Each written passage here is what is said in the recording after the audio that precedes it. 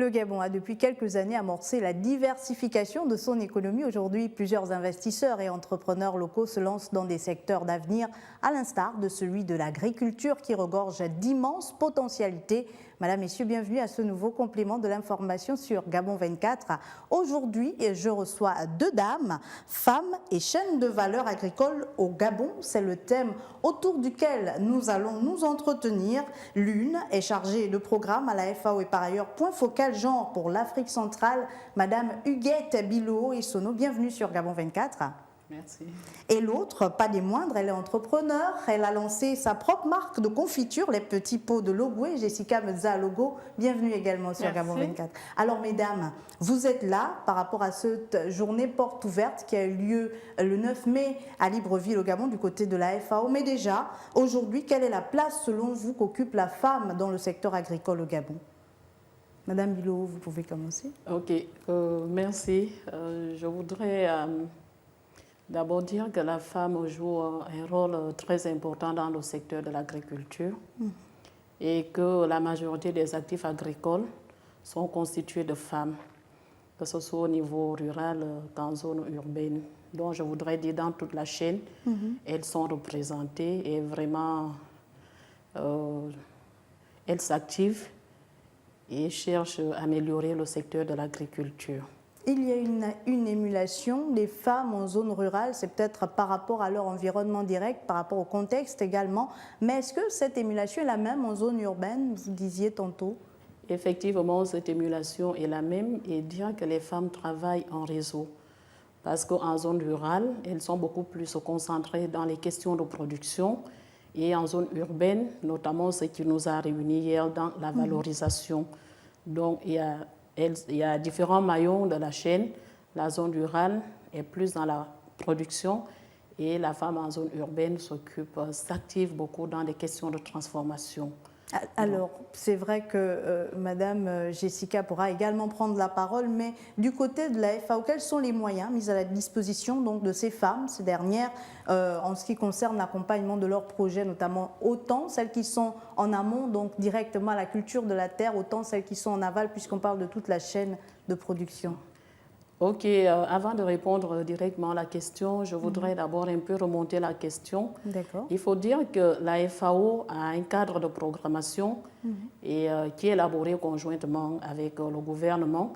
Et ce cadre de programmation qui contient 3 domaines prioritaires. Le 3e domaine prioritaire repose essentiellement sur le développement des chaînes de valeur agro-silvopastorales et halieutiques. D'accord. Donc, vous voyez déjà l'État en fait une priorité. C'est ainsi que la FAO s'est vraiment résolue à s'engager du côté du gouvernement pour appuyer cette initiative. Et à l'intérieur de cette initiative, nous tenons en compte des questions de genre qui font partie des priorités de la FAO. Et dans ces priorités, c'est en 2019 qu'on avait initié la question du groupe thématique pour en débattre sur certaines thématiques qui sont d'actualité et qui sont d'une importance majeure. Et je voudrais dire qu'en 2018, on avait déjà tenu un premier groupe thématique axé sur les femmes, notamment leur rôle dans l'agriculture. Oui. Et cette année, nous sommes revenus sur la question de la transformation, d'où le thème femmes et chaînes de valeur agricole.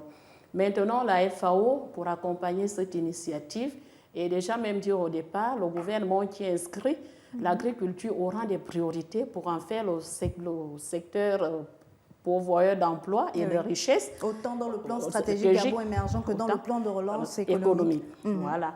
Donc, c'est ainsi que la FAO s'est engagée pour accompagner cette initiative et avec les femmes qui sont dans le secteur de l'agriculture.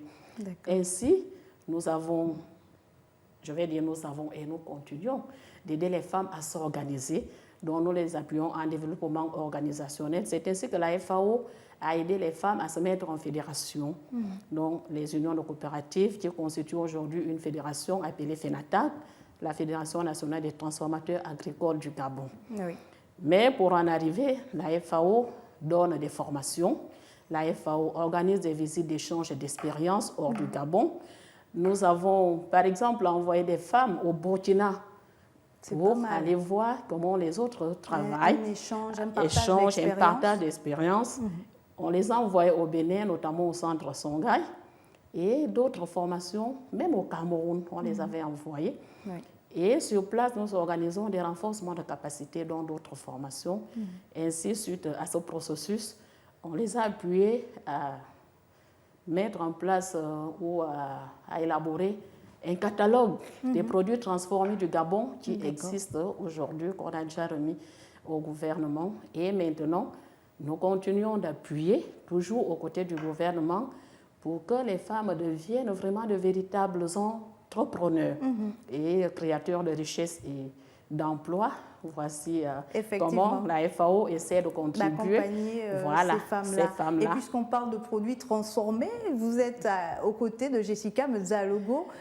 Jessica, vous êtes la fondatrice des Petits Pots de Logoué. Racontez-nous un peu votre histoire. C'est vrai, beaucoup la connaissent déjà, mais la répétition est pédagogique. Comment vous est venue l'idée de mettre en place cette PME, si on peut l'appeler ainsi ?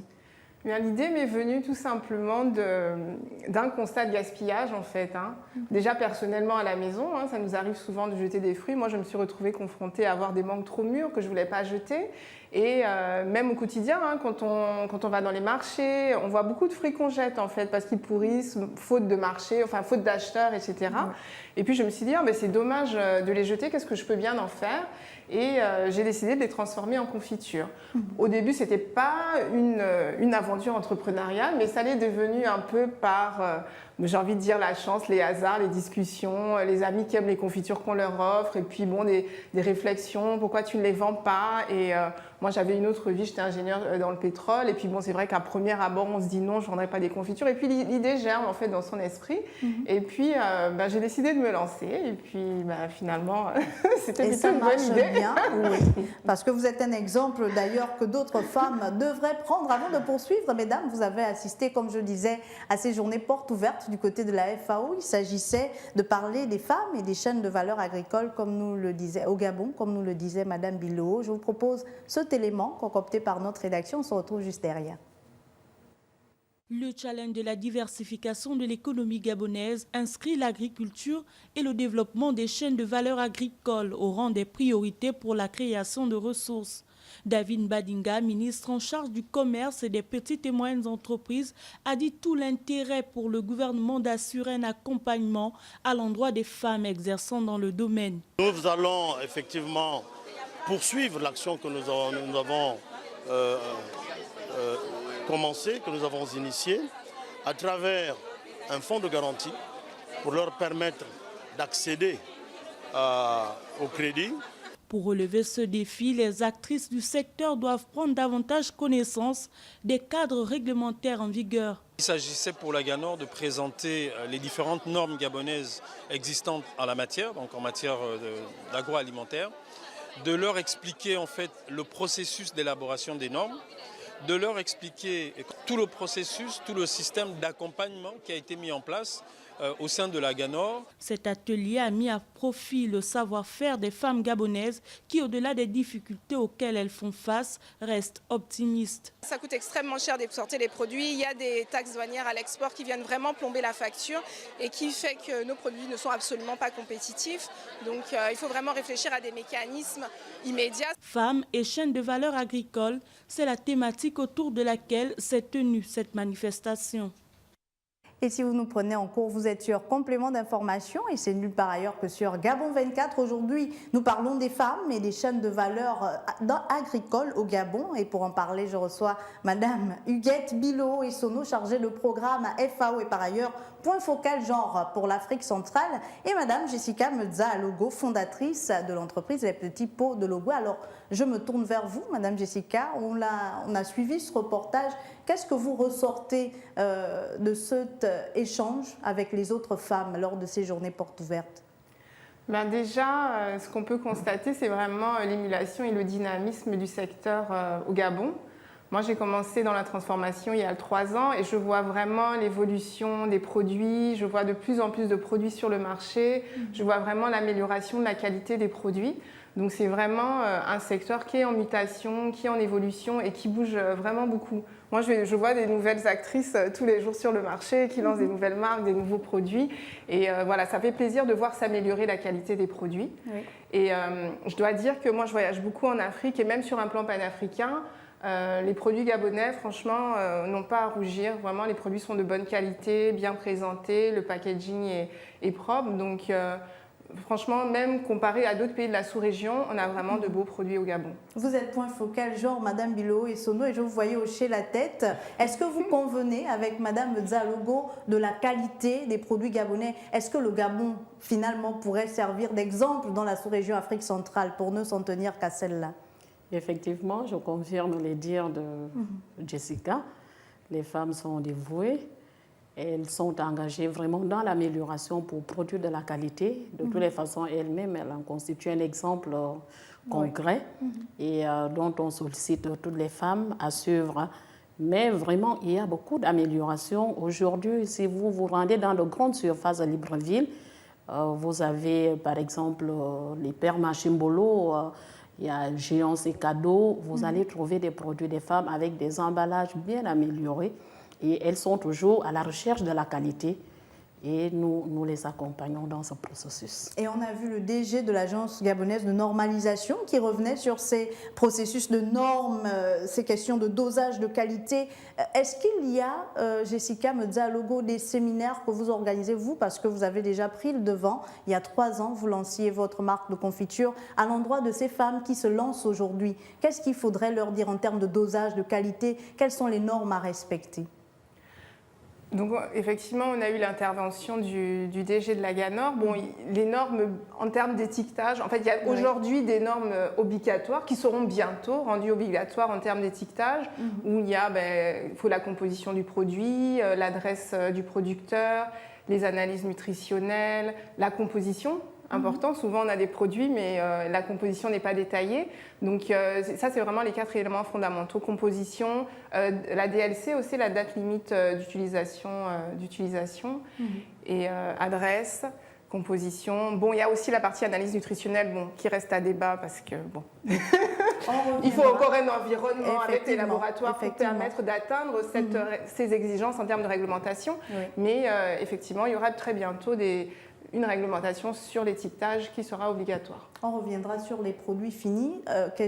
Occasion pour nous de repartir un peu en amont. Madame Bilo parlait d'accompagnement de la FAO. Quand vous mettez ces femmes en coopérative, s'il faut les appeler ainsi, est-ce que vous tenez compte de toutes les chaînes de valeur de la chaîne agricole, donc de celle qui plante à celle qui produit le produit fini, excusez-moi la tautologie, comme Jessica Bedza? Ah, ok.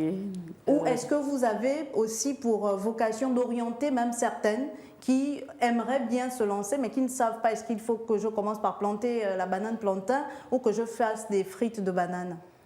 Ok, disons, nous prenons en compte toutes les catégories de femmes, allant de la production jusqu'à la commercialisation, dont nous intervenons sur toute la chaîne en matière de développement organisationnel. Parce qu'il faut d'abord organiser la base en amont avant de prétendre aller dans la transformation et la commercialisation. Oui. Maintenant, nous faisons ce qu'on appelle de l'appui conseil à l'endroit des femmes. On les oriente dans différentes activités qui constituent le maillon. Parce que tout le monde ne peut pas être producteur, tout le monde ne peut pas être transformateur, tout le monde ne peut pas être commerçante.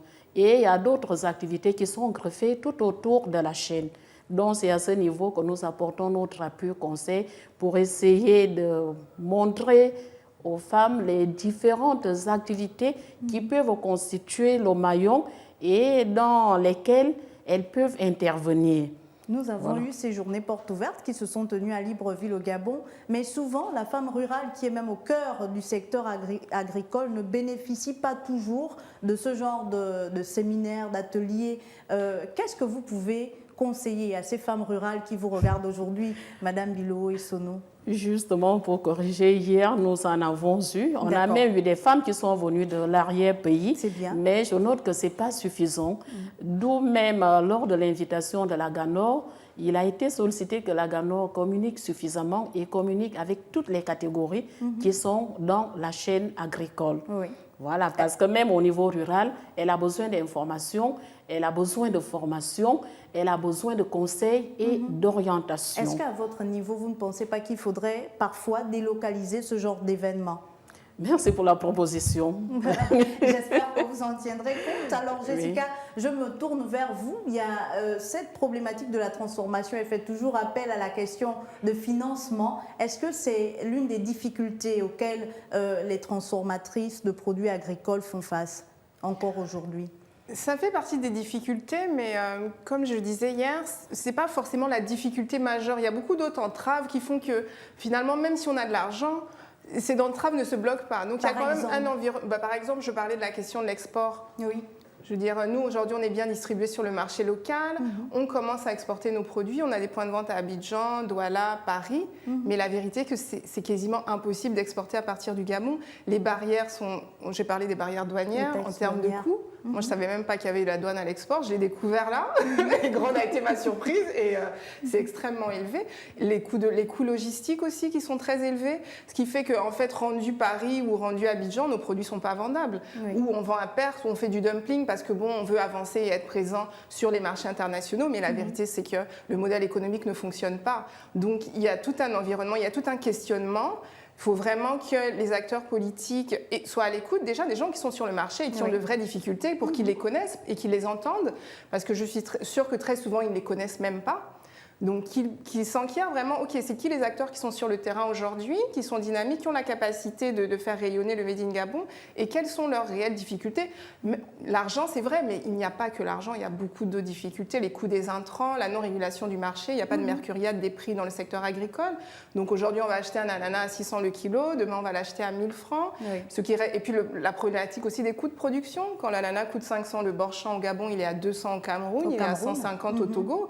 Donc, comment on rend nos produits compétitifs. Et les gens se posent souvent la question pourquoi les produits gabonais sont chers? Mais c'est parce qu'ils coûtent cher. Et j'allais d'ailleurs vous poser la question, mais pourquoi? Oui, parce qu'effectivement, les matières premières sont hors de prix. Effectivement, les populations gabonaises, par exemple, se plaignent de ne pas consommer beaucoup local parce que les producteurs locaux, les transformateurs locaux font les produits un peu plus chers. Donc il y a tous ces critères qui entrent en ligne de compte. Mais les matières premières sont chères, les salaires sont chers. Quand on se compare en fait aux autres pays de la sous-région, eh bien, le coût de la vie est extrêmement élevé. Je parlais aussi de l'accès au foncier. Même pour les transformateurs aujourd'hui, ok, on veut faire une usine, une unité de production, où est-ce qu'on s'installe? On n'a pas de zone économique spécifique pour l'agriculture ou pour la transformation. On en a fait une pour une coque, mais on n'a pas pensé à l'agriculture. Donc il y a tous ces défis-là. Réflexion. On espère. Mais en tout cas, l'environnement est très difficile en termes de coûts, et c'est pour ça qu'au final, les produits transformés sont chers. C'est pas parce qu'on fait des grosses marges, bien au contraire.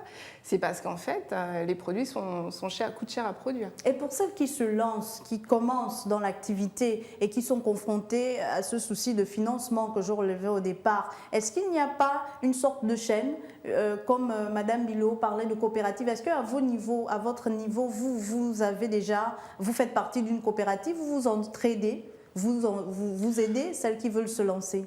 Je pense qu'aujourd'hui, l'écosystème est quand même assez mature. Moi, par exemple, j'ai des pots, je revends des pots à des femmes parce qu'il y a souvent la problématique de l'emballage que moi, aujourd'hui, j'ai dépassé. Mais moi, par exemple, j'ai beaucoup de femmes transformatrices à qui je vends des pots. Donc, on essaie d'aider comme ça. Je fais du conseil aussi en étiquetage. J'ai beaucoup de gens qui m'appellent, avec qui j'échange, je discute pour qu'elles améliorent la qualité de leur étiquetage, etc. Je leur donne des tuyaux, comment faire. Donc, j'essaie aussi à mon niveau, avec les ressources que j'ai, d'aider les transformatrices à mon niveau. Et donc voilà, c'est un écosystème qui discute, on s'entraide. Et je pense que la question du financement, je pense qu'il faut aussi avoir à l'esprit, et c'est ce que je dis souvent, c'est qu'il faut aussi qu'on apprenne à commencer petit en fait. Moi, comme je dis, j'ai commencé avec des pots de mayonnaise recyclés. J'avais pas de pots, donc j'allais au marché, j'achetais des pots de mayonnaise, je les vidais, je les stérilisais, et c'est comme ça que j'ai commencé. J'ai pas commencé avec des pots importés. En grande surface, c'était... Non, mais c'est comme ça quand même qu'on a fait on a pu faire de la trésor, parce que même sans disposait en grande surface. Nous, on a commencé à en commercialiser en grande surface il n'y a pas très longtemps, en fait. Ça fait même pas 2 ans, ça fait 1 an et demi. Donc, on a quand même vécu pendant 1 an et demi de vente directe. Il y a beaucoup d'événements, en fait, où on peut vendre, les expositions, les foires agricoles, les festivals. Il y a Mbolo à la fête des mères. Donc, il y a beaucoup de petits événements, en fait, où on peut être présent et faire de la vente et créer aussi son propre réseau. On vend sur Facebook, sur WhatsApp. Donc, en fait, même sans être en grande surface, nous, on avait déjà quand même un réseau de distribution, en fait, qu'on a bâti nous-mêmes. Donc, c'est pas... Et qu'on a commencé petit à petit, voilà, 1 pot, 2 pots, un carton de pot au marché qu'on lave, qu'on recycle, et puis on a eu de l'argent pour acheter les pots, les importer. Donc, il ne faut pas avoir peur de commencer petit. C'est vrai qu'au début, on n'était peut-être pas très fiers de nos produits, mais on les vendait quand même, et les gens aimaient ça quand même, et puis on a amélioré, en fait. Toujours être dans un processus d'amélioration continue. Oui. C'est ça, en fait. Alors, Madame Bilo, aujourd'hui, il y a des femmes qui veulent se lancer, mais qui ont encore peur. Il y a même d'autres qui se sont lancées, mais qui n'ont pas pu avoir la dextérité de Jessica Meza, avoir l'endurance qu'elle a aujourd'hui, parce que ça fait 3 ans, et elle dit, elle est étape par étape. Qu'est-ce qu'il faut dire à ce genre de femmes? Déjà pour celles qui veulent se lancer. C'est justement l'intérêt vers qui se rapprocher, vers qui aller. Voilà, d'où l'intérêt de se mettre en coopérative, d'où l'intérêt de rentrer dans le réseau pour pouvoir bénéficier des expériences des autres. Jessica l'a dit, on ne doit pas avoir peur de commencer tout petit et de grandir. Et justement, si on a des hésitations, si on a des questions, il faudrait bien se rapprocher des autres, celles qui sont déjà dans l'activité. Et aussi, la FAO est là pour apporter son appui conseil. Ça ne manque pas, on le fait tous les jours. Donc, les femmes qui hésitent encore ou qui ont des questionnements peuvent se rapprocher de la FENATAC et des autres femmes transformatrices. Alors, pour la question du financement, le ministre du Commerce parlait de mettre en place un fonds de garantie. Comment cela peut se faire? Est-ce que ce n'est pas une annonce de plus quand on sait toutes les entraves auxquelles ces femmes font face et que Jessica a essayé d'énumérer? Je crois qu'il y a lieu de bien préciser ce que le ministre a dit. Le ministre, suite justement à la présentation de Jessica, qui avait évoqué cette problématique, ce frein aux activités de transformation, le ministre a dit que la question était en réflexion. Ils sont en train d'analyser et de voir dans quelle mesure ils peuvent créer un fonds qui peut accompagner les femmes. Et il a justement indiqué quelques structures financières qui existent au niveau de notre pays. C'est en réflexion, ce n'est pas un fait d'annonce, mais c'est en réflexion. Et on va laisser le gouvernement évoluer progressivement et voir. En fait, déjà, le plus important, c'est que le gouvernement tienne à cœur cette question, ce problème. Voilà. Encore qu'on sait qu'il y a plusieurs pans du gouvernement, il n'y a pas que le commerce. Voilà, il y a plusieurs pans. Voilà, donc c'est pour dire, c'est vraiment une question qui tient à cœur le gouvernement. La question, il est en réflexion, donc il y a quelque chose qui est en train d'être fait et on attend, on va essayer de patienter. Vous l'avez dit en amont, mais de façon un peu sommaire. Aujourd'hui, est-ce qu'il y a des projets concrets pour lesquels vous travaillez en collaboration, la FAO travaille en collaboration avec le gouvernement gabonais dans la manière de mettre en avant les différents maillons, oui, j'y arrive, de la chaîne de valeur agricole? Ok, parfait. Disons, si c'est en lien avec des femmes, tous nos projets tiennent en compte des questions de genre. Elles sont toujours vérifiées lors même de l'élaboration.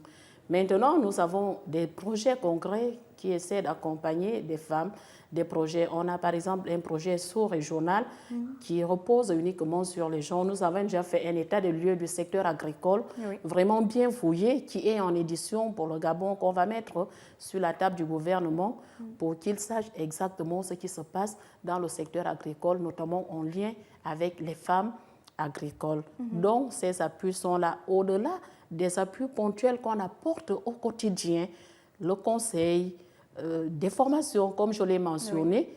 Et dans tous nos projets, la question de genre sont toujours prises en compte. Alors, Jessica, c'est même une exigence de la FAO. Jessica Meudza, et ce sera votre mot de fin, Madame Bilo. Jessica Meudza, pour terminer avec vous, il faudra peut-être que le gouvernement envisage aussi un catalogue de tous les entrepreneurs pour mieux les accompagner et peut-être terminer quand même avec la question de la consommation. Comment faire aujourd'hui pour davantage intéresser les populations gabonaises à consommer local ? Mais je pense que ça passe en fait par la sensibilisation, ça passe par la communication. Vous me posiez la question tout à l'heure. Nous, nos clients sont gabonais. Oui. C'est vrai qu'on a des clients expatriés, on a des clients à l'étranger, mais la majorité de notre fichier client, ce sont des Gabonais, ce sont des locaux qui consomment nos produits, qui en sont fiers. Donc, mais c'est vraiment, mais on fait un effort de communication. Il faut avoir l'effort de communication derrière, en fait, de sensibilisation, de faire connaître son produit. On ne peut pas acheter quelque chose qu'on ne connaît pas. Ça, c'est une réalité. C'est clair. Donc, il faut promouvoir ces marques, il faut vraiment être présent en termes de communication sur tous les vecteurs, en fait, que ce soit téléphone, Instagram, Facebook. En tout cas, nous, on est vraiment réseaux. sur tous les réseaux de communication et il faut vraiment marteler le message, en fait, il n'y a pas de secret. Merci à vous, Jessica Meudza Logo, fondatrice des Petits Pots de Logoué, une marque de confiture purement gabonaise. Merci d'être passée sur ce plateau. Merci à vous. Et merci à vous, Madame Huguette Bilo et Sono. Vous êtes chargée de programme FAO Point Focal Genre. J'aime cette deuxième partie parce que vous portez bien le genre, Point Focal Genre, donc pour l'Afrique centrale. Merci également d'avoir accepté notre invitation et merci à vous, chers téléspectateurs. Vous l'aurez compris, il s'agissait pour nous de parler des femmes et chaînes de valeur agricole au Gabon aujourd'hui. C'est ici que nous refermons notre émission. Je vous dis donc à très vite sur Gabon 24.